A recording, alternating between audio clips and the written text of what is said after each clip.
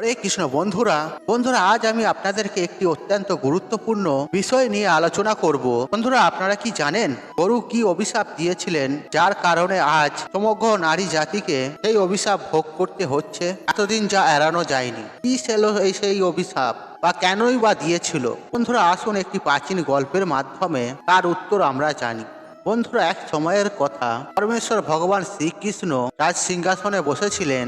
তখন নারদমণি তার কাছে আসেন এবং তাকে জিজ্ঞাসা করেন, হে প্রভু, আজ আমি মৃত্যুলোকের মানুষদের কাছে মাঝে ঘুরে বেড়াচ্ছিলাম, আর তখন একজন মহিলা আমাকে জিজ্ঞাসা করলেন, সত্য যুগে যখন মহিলারা সন্তানের জন্ম দিত তখন শিশুরা জন্মের সাথে সাথে হাঁটা শুরু করত, কিন্তু এখন আর হয় না। এমনটা কেন প্রভু? এই প্রশ্নের উত্তর আমার জানা ছিল না, সেই জন্য প্রভু আপনার কাছে এসেছি।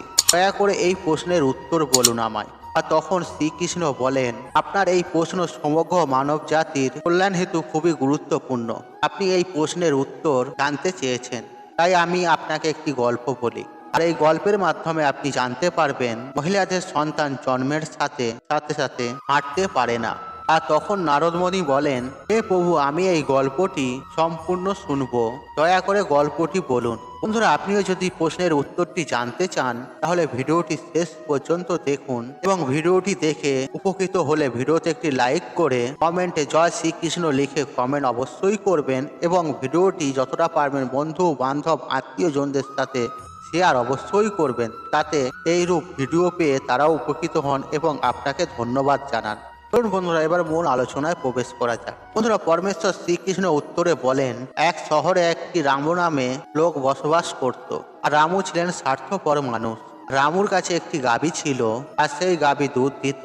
আর রামু সেই গাভীকে বেশি করে সবুজ চারণ খাওয়াতো, দুধ দহন করত, আর সেই দুধ রামু নিজেও খেতেন এবং তার পরিবারের সদস্যদেরও খাওয়াতো এবং বিক্রিও করত। শুধু গরুর দুধ দিয়েই রামু তার সংসার চালাতো। এইভাবেই কাটছিল রামুর সময়। আর কিছুদিন পর একটা সময় এলো যখন গাভী দুধ দেওয়া বন্ধ করলো। আর গাভীটি দুধ দেওয়ার বন্ধ করার সাথে সাথে রামু তাকে খাওয়ানো বন্ধ করে দেয়। এবং এমন একটি দিন আসে যখন রামু গরুটিকে অনেক পিটিয়ে বাড়ি থেকে নিয়ে যায় এবং এবং জঙ্গলে ছেড়ে দিয়ে আসে। আর তখন সেই গরু একা হয়ে গেল। বেচারা বনে একা একা এদিক সেদিক ঘুরে বেড়ায়। এইভাবে ঘুরতে ঘুরতে সে একদিন পৌঁছালো জঙ্গলের একটি মন্দিরের কাছে, এবং সে ঈশ্বরের কাছে প্রার্থনা করে বলে, হে ভগবান, আমি আপনার কাছে বিনতি করি, আপনি আমাদেরকে গরুর জন্ম দিয়ে কেন এমন অন্যায় করেছেন? 84 লক্ষ জন্মের মধ্যে শ্রেষ্ঠ জন্ম মানুষের, তবুও তারা অত পাপ অপকর্ম করে। আর যতক্ষণ আমি দুধ দিতে থাকলাম আর ততক্ষণ ওই ব্যক্তি আমাকে তার বাড়িতে রাখলো এবং সবুজ গাছপালা খাওয়ালো। আর আমি দুধ দেওয়া বন্ধ করার সাথে সাথে তিনি আমাকে চারণ দেওয়া বন্ধ করে দিলেন। শুধু তাই নয়, তিনি আমাকে বাড়ি থেকে বার করে দিয়েছে। আর এখন আমি এদিক ওদিক ঘুরে বেড়াই, বনের গাছ ও ঘাস খেয়ে পেট ভরাই।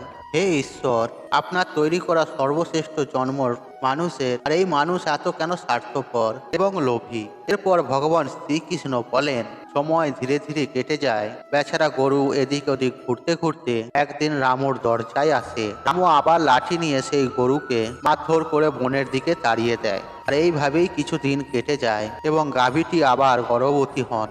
আর যখন 3-4 মাসের গর্ভবতী হয় তখন সেই জঙ্গলের মধ্য দিয়ে যাচ্ছিলেন এক মহিলা। আর মহিলা সেই গাভীটিকে দেখে মনে মনে ভাবলো, এই গাভীটি তো গর্ভবতী, আর আমি এক কাজ করি, আমি এই গাভীটিকে বাড়িতে নিয়ে যাই, আর তার বাছুর হলে আর এই গাভী আমাকে দুধ দেওয়া শুরু করবে। তারপর আমি নিজে এর দুধ পান করব এবং আমার পরিবারের সদস্যদের ঘরেও খাওয়াবো এবং বিক্রিও করব।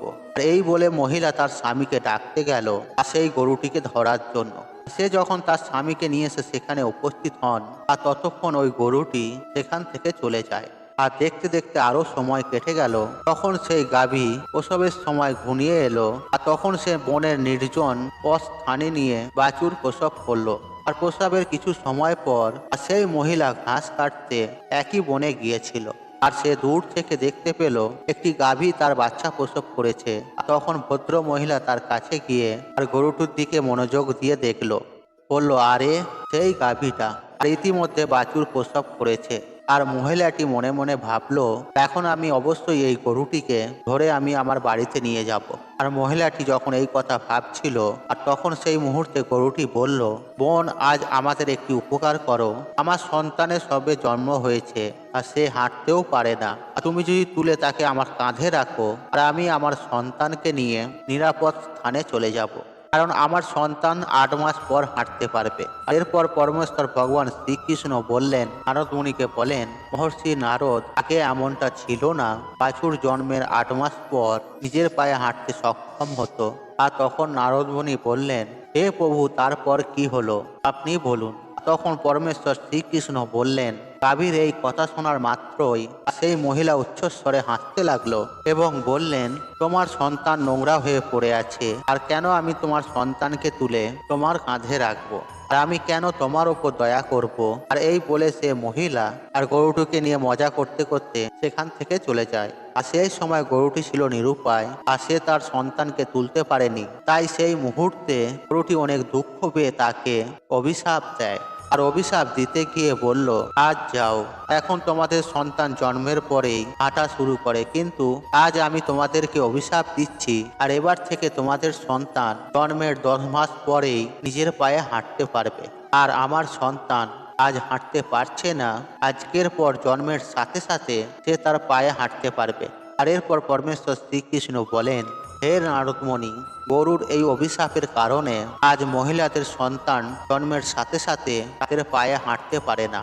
আর সত্য যুগেই শুকদেব জন্মের পরেই নিজের পায়ে হাঁটা শুরু করেছিলেন, আর বেদব্যাসও জন্মের পরেই নিজের পায়ে হাঁটা শুরু করেছিল। আর এটা ছিল সত্য যুগের কথা, কিন্তু কলিযুগে তা হয় না। আর কলিযুগে জন্মের পর শিশুরা নিজের পায়ে হাঁটতে কমপক্ষে 9 মাস থেকে 10 মাস সময় লাগে। আর এর কারণ হলো গরু সমগ্র স্ত্রী জাতিকে অভিশাপ দিয়েছিল। আর সেই দিন থেকে সমস্ত মহিলার সন্তান জন্মের সাথে সাথে হাঁটতে পারার প্রক্রিয়া থেমে যায়।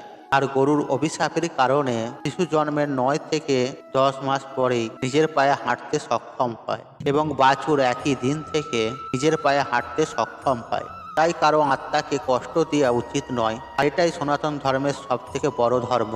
বন্ধুরা, অন্যের দুঃখে দুঃখী হওয়া এবং অন্যের আশীর্বাদ অর্জন করাই সব থেকে বড় ধর্ম। তাই আমাদের উচিত অসহায় পশু পাখিকে সাহায্য করা। আর গরুর অভিশাপের কারণেই যত পশু পাখি আছে তাদের সন্তান জন্মের পরেই হাঁটা শুরু করে দেয়। এর ফলে নারীর শিশুদের ওপর এমন বিরূপ প্রভাব পড়ে যে জন্মের পরে নারীর সন্তানরা হাঁটতে পারে না। আর একজন নারীর ভুলের কারণে সমগ্র নারী জাতি এখন এই অভিশাপের ফল ভোগ করছেন। তাই বন্ধুরা, কখনোই পশু পাখিকে আঘাত করা উচিত নয়, বিশেষ করে তো গোমাতাকে। কেননা গোমাতার মধ্যে 33 কোটি দেবদেবীর বসবাস থাকে। তাই আপনার বাড়িতে যদি গোমাতা বা গাভী আসে, তাকে কিছু চারা খাওয়াবেন এবং তাকে জল পান করাবেন, কিন্তু তাকে তাড়িয়ে দেবেন না, এবং কি কোনো পশু পাখিকেও আঘাত করবেন না। বন্ধুরা, এই তথ্যটি আপনাদের কেমন লেগেছে তা কমেন্টে অবশ্যই জানান। আর একই সঙ্গে কমেন্টে লিখুন, জয় শ্রীকৃষ্ণ, রাধে রাধে। বন্ধুরা, আশা করছি এই ভিডিওটি আপনাদের ভালো লেগেছে। তাহলে ভিডিওতে একটি লাইক করুন, একটি কমেন্ট করুন, শেয়ার করুন, এবং বন্ধু বান্ধব আত্মীয়জনদের সাথে শেয়ার অবশ্যই করুন। মনে রাখবেন, আপনার একটি শেয়ার অনেক মানুষকে উপকৃত করে তুলতে পারে। আর আপনি যদি আমার চ্যানেলে নতুন হয়ে থাকেন, তাহলে চ্যানেলটি অবশ্যই সাবস্ক্রাইব করুন এবং পাশে থাকা নোটিফিকেশন অন রাখুন। কারণ নিত্য নতুন ভিডিও সবার আগে দেখার জন্য ঈশ্বর আপনার মঙ্গল করুক। আপনি সুস্থ থাকুন, নিরোগ থাকুন, আপনার দিন মঙ্গলময় হোক। হরে কৃষ্ণ কৃষ্ণ কৃষ্ণ হরে হরে, রাধে গোবিন্দ, রাধে রাধে।